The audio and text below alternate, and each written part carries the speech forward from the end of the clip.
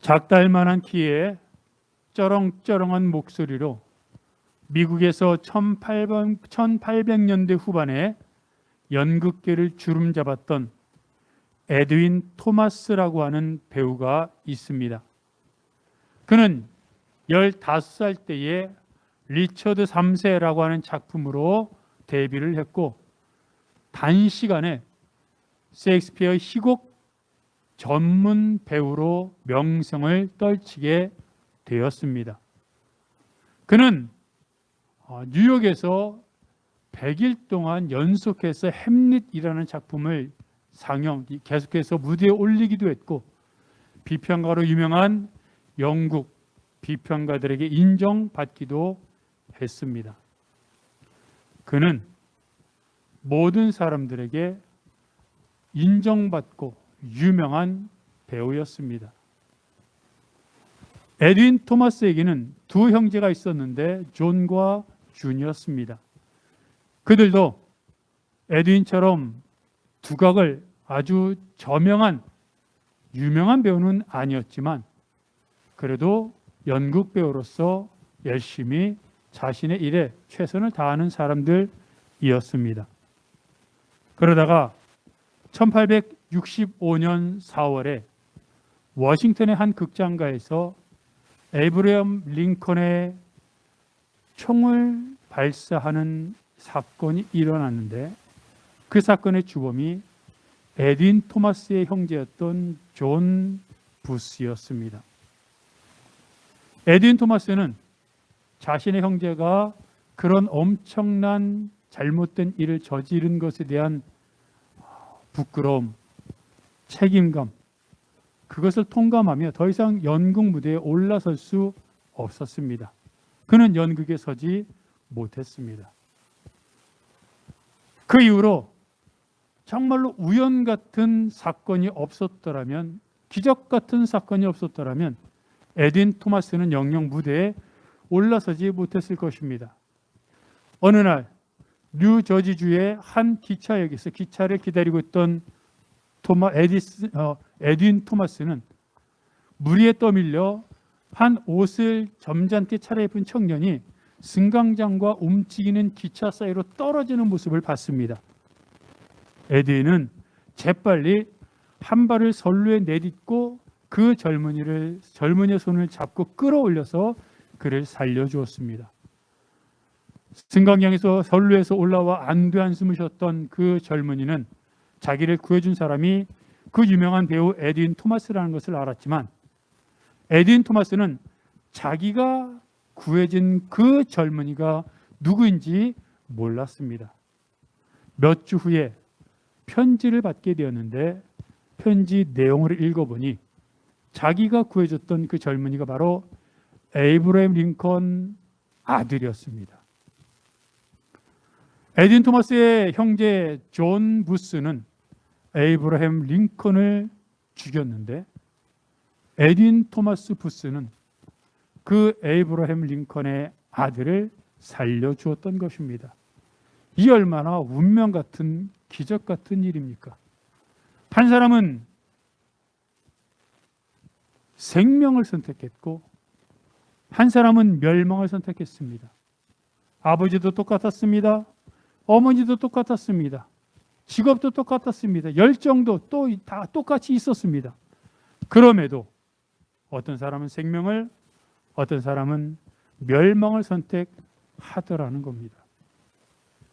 성경에도 이런 수많은 선택에 대한, 결정에 대한 이야기들이 나와 있습니다. 끝까지 다윗을 죽이려고 다윗으로부터 용서를 받았음에도 죽는 순간까지 다윗을 죽이려고 선택했던 사울 왕. 사울로부터 도망다니면서도 위험의 순간에서도 힘든 순간에서도 여호와 하나님을 의지했던 다윗, 또 자기를 죽이려고 했던 사울을 계속해서 용서했던 다윗의 선택. 갈멜산에서 하나님을 대적하는 450명의 바알 선지자들을 멸절시켰던 그 하나님의 사람 선지자 엘리야가 자기를 죽이겠다고 한 북이스라엘의 여왕 이세벨의 말 한마디에 죽을 것 같은 무기력감으로 도망쳤던 선택, 그리고 나중에는 그 무기력감을 하나님의 산 호렙에 올라가 하나님을 만남으로 해결하기로 했던 또한 그의 선택.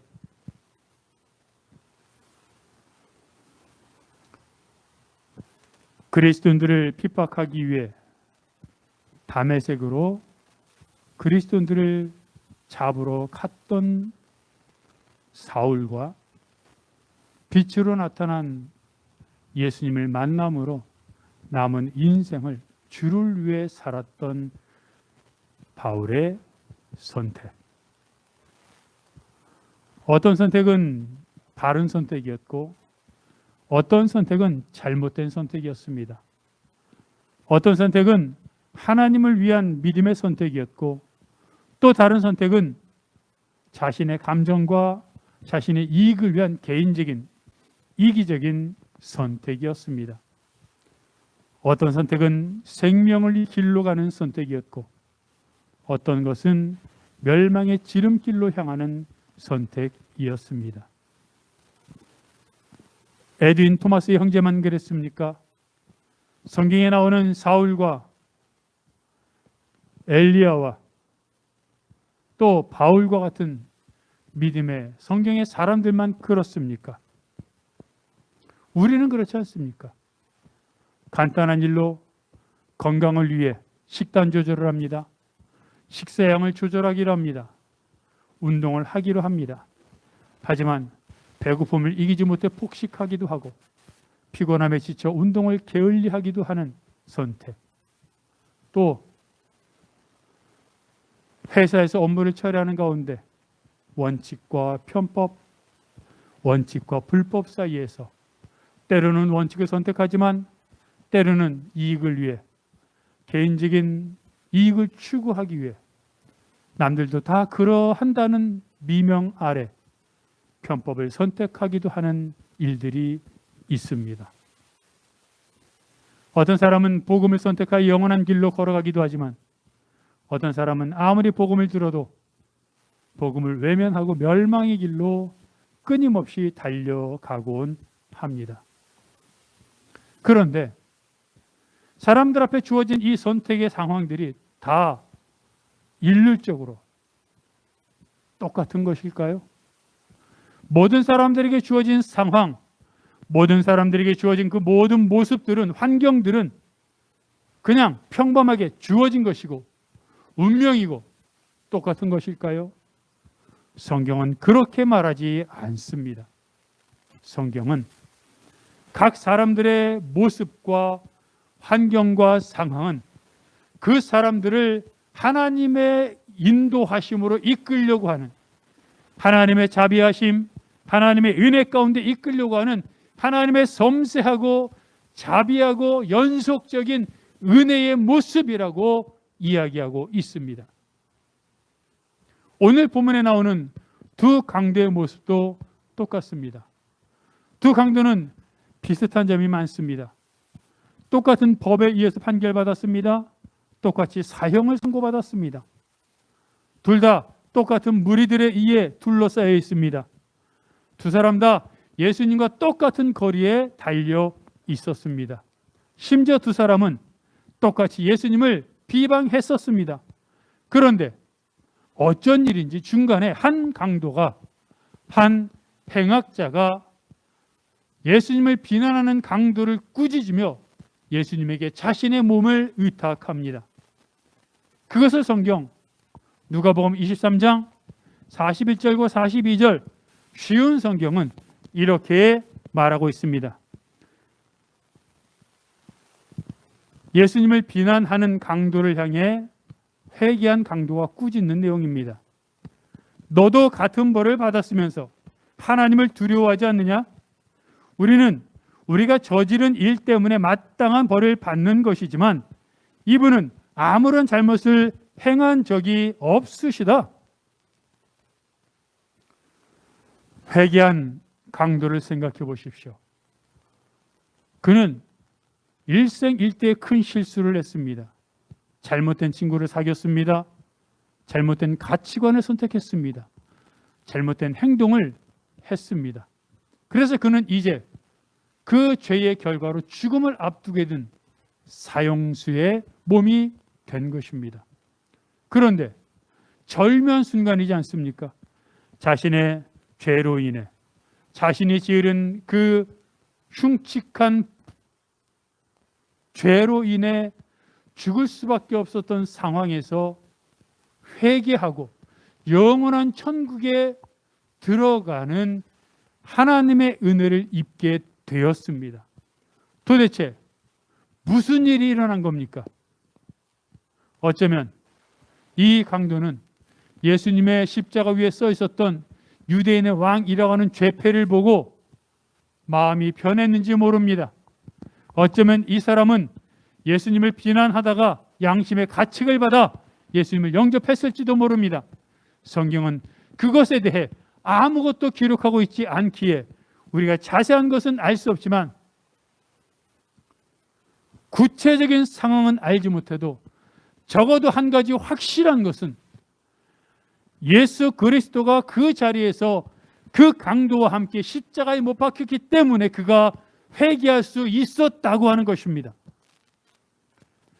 예수님이 그 자리에 그와 함께 있지 않았다면 그는 마지막 심판의 길, 멸망의 길로 떨어지고 말았을 것입니다.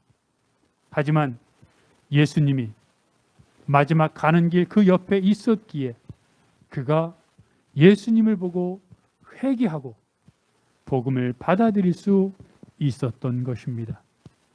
이게 바로 은혜입니다. 이게 바로 각 사람들을 향해서 그들이 예수를 구원하고 하나님 나라에 들어갈 수 있도록 하나님께서 이끄시는 각각의 사람들에게 특별하게 개인적으로 구체적으로 각각의 상황에 맞게 주어지는 각 사람들의 상황이라고 하는 것입니다. 오늘 본문에 나오는 행악자에게만 이런 특별한 은혜, 특별한 선택권이 주어졌습니까? 탕자의 비유에 나오는 둘째 아들을 생각해 보십시오. 그는 죽기 직전에 자신의 잘못을 깨닫고 아버지 집으로 돌아갔습니다. 그런데 그가 아버지 집으로 돌아갈 수 있었던 결정적인 계기가 무엇입니까? 큰 흉년입니다. 사람들은 무의식적으로 탕자의 비유에서 기다리는 아버지와 큰 흉년을 분리해서 생각하는 경향이 있습니다. 하지만 탕자의 비유에 나오는 기다리는 아버지는 기다리시는 아버지를 부각시키기 위한 비유인 것이지, 그렇다고 해서 큰 흉년이 아버지 의도와 상관없이 우연하게 일어난 것은 아니라는 것을 우리가 알아야 합니다.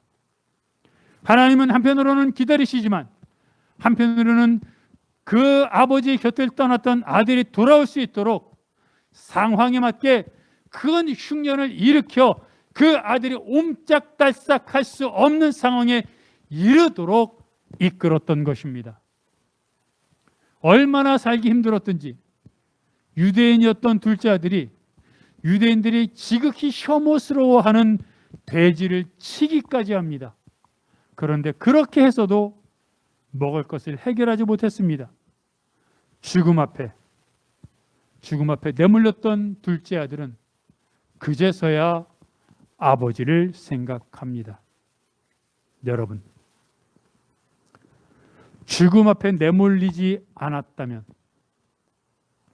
극한 상황에 처해지지 않았다면 아들이 아버지를 기억했을까요? 또 아들이 아버지를 생각했더라도 극한 상황이 아니었고 죽을 수밖에 없는 상황이 아니었다면 아버지께로 돌아갈 수 있었을까요?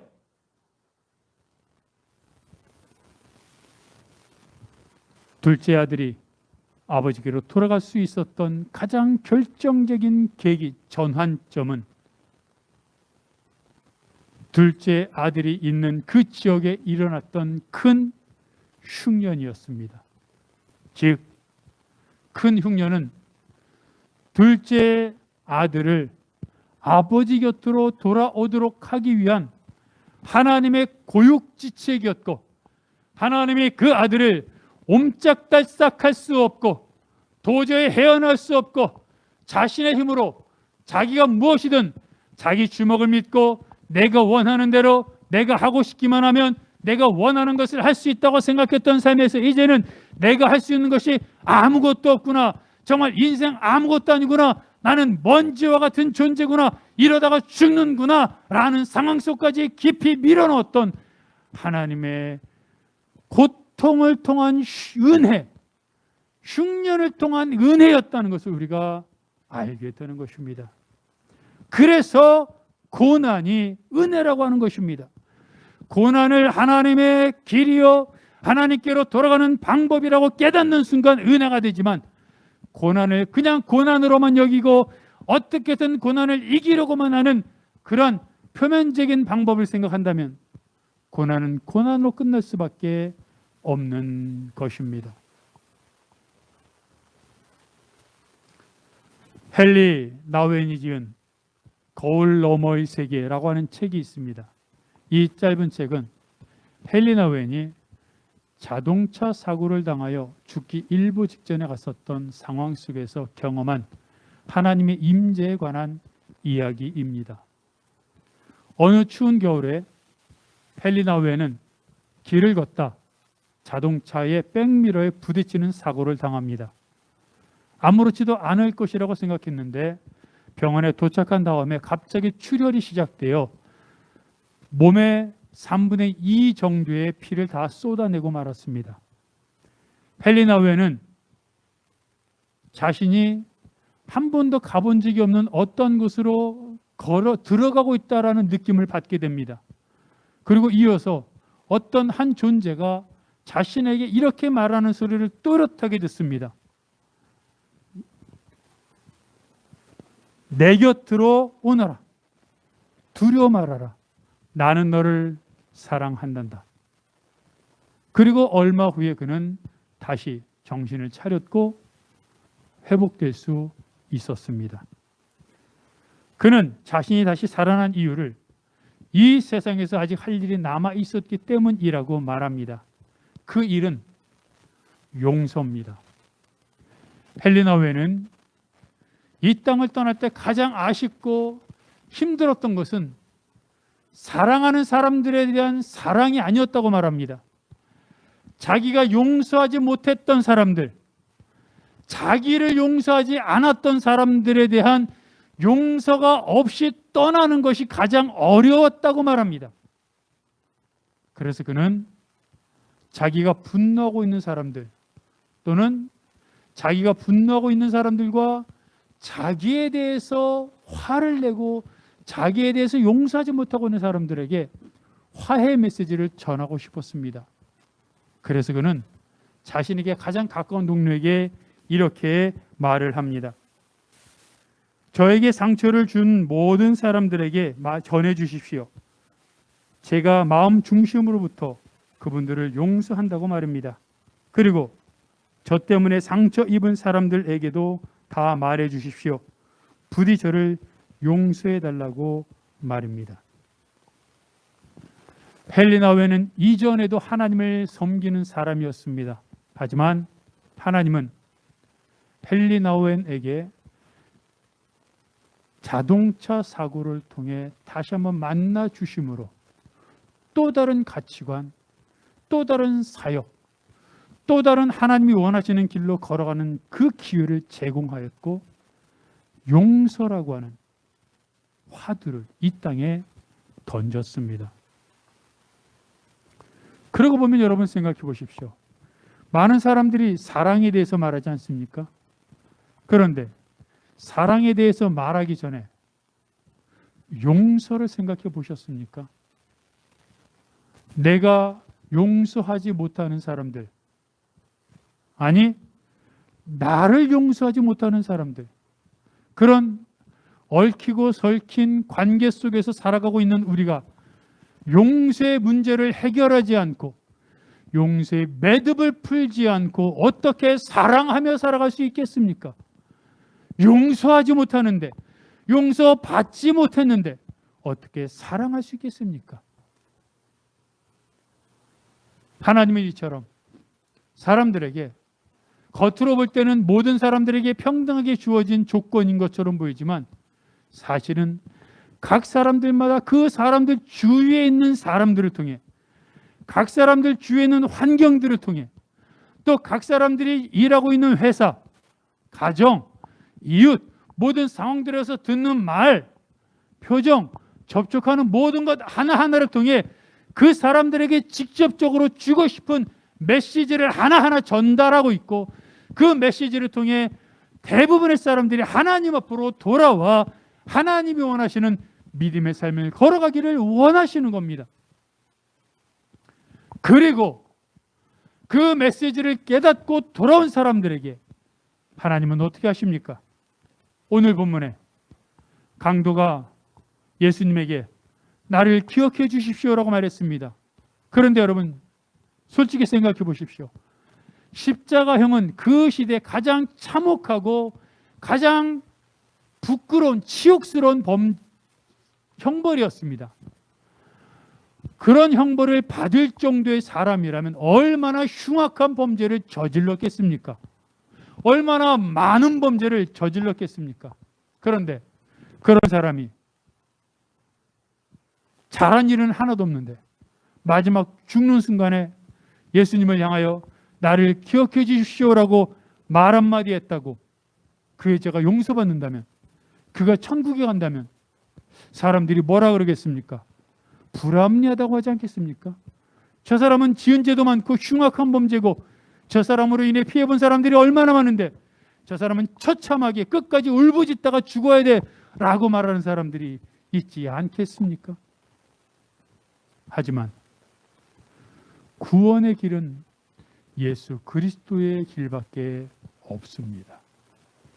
사람들은 아무리 선하게 살고 아무리 착하게 살려고 노력해도 그 결과는 죄일 수밖에 없습니다. 이런 말들을 하지 않습니까? 하루만 착하게 살아보십시오. 하루만 마음과 몸, 영혼을 깨끗하고 정결하게 견디어 보십시오. 아니, 한 시간만 내 마음을 깨끗하게 하고 내 몸을 정결하게 버텨보십시오. 가능할까요? 불가능하다는 것이 성경의 말씀입니다. 모든 사람은 죄인입니다. 모든 사람은 죄인일 수밖에 없습니다. 그런 사람이 구원받기 위해서는 예수 그리스도의 보혈밖에는 다른 길이 없습니다.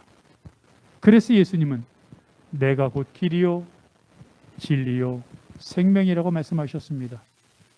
요한복음 3장 16절은 하나님의 세상을 이처럼 사랑하사 독생자를 주셨으니 이는 그를 믿는 자마다 멸망하지 않고 영생을 얻게 하려 하심이라고 말합니다. 뭐라고요? 그를 믿는 자마다, 예수 그리스도를 믿는 자마다입니다. 여러분, 자기 재산을 다 팔아 가난한 사람들에게 주었다고 영생을 얻는 것이 아닙니다. 내가 다른 사람을 위해서 내 생명을 줬다고 영생을 얻는 것도 아닙니다. 이미 죄인인 우리는 죄인인 다른 사람을 위해 무엇도 할 수 없습니다. 죄인이 자신을 구해달라고 부탁할 때는 죄가 없는 누군가에게 부탁을 하지 또 다른 죄인에게 부탁합니까? 이미 죄인인 다른 사람도 죄의 대상인데, 죄의 삶을 살고 있는데 어떻게 죄를 구원해달라고 부탁할 수 있겠습니까? 그래서 아무 죄도 없으신 예수 그리스도가 하나님의 아들이 이 땅에 오셔서 우리의 죄를 대신 짊어지셨고 구원의 길을 여신 것입니다. 그래서 예수님은 강도를 구원해 주셨고 또 다른 사람들의 모습은 그 다른 사람들에게 다가가 예수님이 그들을 위로하시고 격려하시고 그들 또한 천국의 길을 이끌어 주시는 것입니다. 그러기에 예수님은 항상 손을 벌리고 있습니다.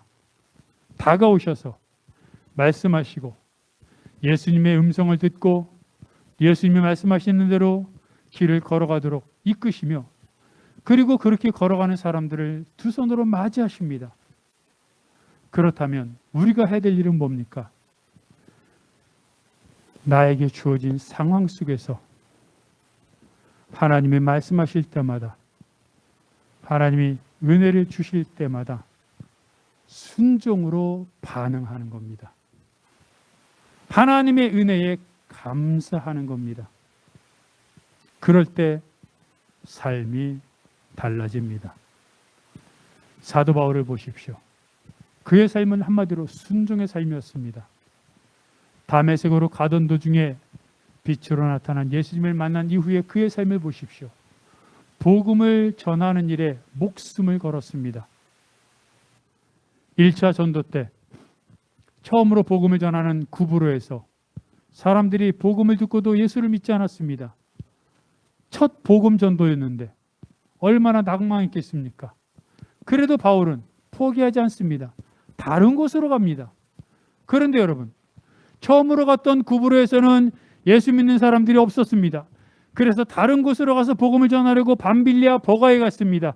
그랬더니 밤빌리아 버가에서는 전도 일행 중 한 명이었던 바나바의 조카 마가가 불만을 품고 일행에서 이탈하여 예루살렘으로 돌아갑니다. 엎친 데 덮친 격으로 전도도 안 되는데 거기다가 일행이 이탈해 버렸습니다. 이런 극심한 어려움, 얼마나 정신적으로 스트레스를 받았겠습니까? 그런데도 바울은 계속해서 복음을 또 전합니다. 나중에 루스드라에서는 어떤 일이 있었습니까? 복음을 전하니까 복음을 회방하는 무리들이 바울에게 돌을 던집니다. 얼마나 돌을 세게 많이 던졌든지 성경은 죽은 것 같이 되었다고 말합니다. 어떤 사람은 진짜 죽었다고 말하기도 합니다.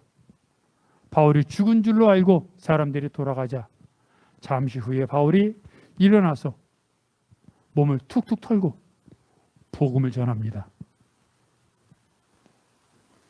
그것뿐입니까? 2차 전도에서는 바울이 가는 곳마다 성령님이 복음을 못 전하게 합니다. 다른 누구도 아닌 성령님이 복음을 못 전하게 하면 복음을 전하지 말라는 거구나 하고 쉬면 되는데 바울은 여기서 복음을 못 전하게 하면 저기로 가고 저기서 복음을 못 전하게 하면 여기로 가고 자꾸 장소를 바꿔 복음을 전합니다. 바울은 성령님이 복음을 못 전하게 하는 것은 복음 자체를 전하지 못하게 하는 것이 아니라 그곳에서 복음을 전하지 못하게 하는 것으로 이해했고 그곳에서 복음을 못 전하게 하면 여기서 전하면 되겠구나라고 생각해서 복음을 전했던 겁니다. 그런 바울이 뭐라 그럽니까? 사도행전 20장 24절에 쉬운 성경은 이렇게 말합니다. 그러나 나는 내 목숨을 아깝게 생각하지 않습니다. 예수님께로부터 받은 사명 곧 사람들에게 하나님의 은혜의 복음을 전하는 일을 다 마칠 수만 있다면 말입니다. 여러분, 멋있는 말 아닙니까? 말로만 따지면 정말 멋있습니다. 액자로, 표구로 만들어서 전시해도 될 것 같습니다. 그런데 이런 삶이 어떤 삶입니까? 헐벗은 삶, 피난받는, 핍박받는 삶, 세상과 배치되는 삶, 고난의 삶입니다. 근데 이 삶이 순종의 삶이고 이렇게 살 때 행복하고 기쁘고 이럴 때 주시는 하나님의 평강과 형통함은 세상이 주는 것과 다릅니다.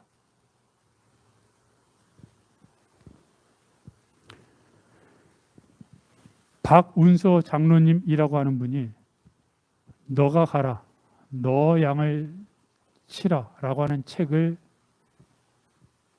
출간했는데 이분은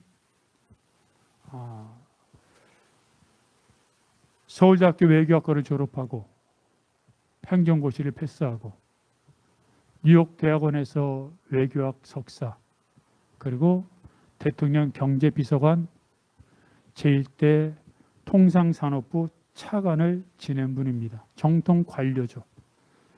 그리고 관료 생활을 그만둔 후에는 대기업의 CEO도 했습니다.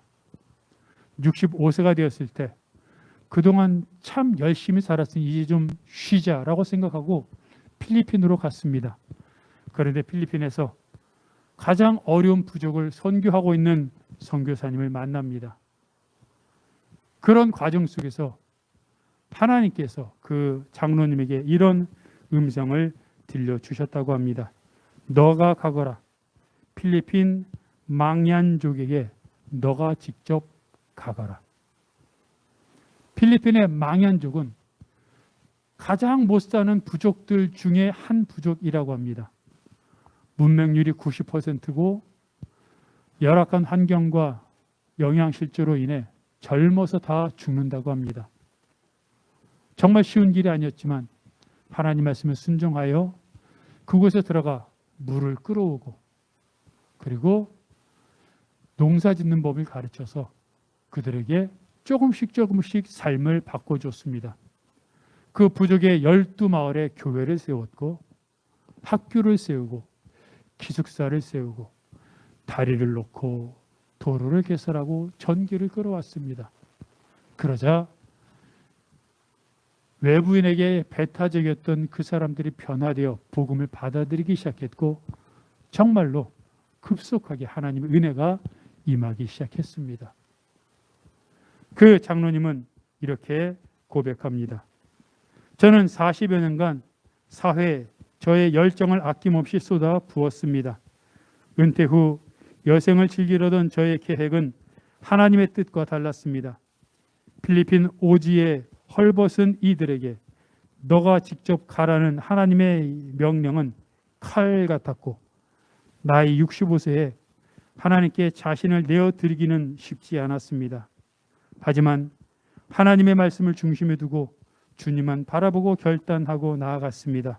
그런 저에게 하나님은 현직에서의 화려했던 시절보다 더 아름답고 빛나는 은혜의 삶으로 이끌어 주셨습니다. 사람들에게는 선택의 순간들이 늘 있습니다. 또 사람들은 그 선택할 수밖에 없는 상황들은 모두에게 똑같이 주어졌다고 생각합니다. 하지만 아닙니다. 하나님은 각자의 사람들이 선택의 순간에 하나님의 모습으로 하나님을 향한 믿음의 선택을 할 수 있도록 각각의 사람에게 필요한 상황을 주시고 개별적으로 말씀하시고 사람들을 붙여주시고 감동받게 하셔서 분명히 하나님의 음성을 느끼게 하시고 하나님의 마음을 깨닫게 하시고 심지어 하나님의 음성을 듣게 하십니다. 그리고 하나님을 선택하게 하십니다. 그것이 하나님이 선택하려고 할 때마다 우리에게 주시는 하나님의 은혜입니다. 바라는 것은 오늘 구원받은 강도가 또 수많은 믿음의 사람들이 선택할 때 그곳에 예수님이 있었기 때문에 하나님이 부르셨기 때문에 또는 사고를 통해 하나님을 만났기에 또는 수많은 상황들은 있지만 그 상황들을 통해 하나님이 말씀하시는 음성을 듣고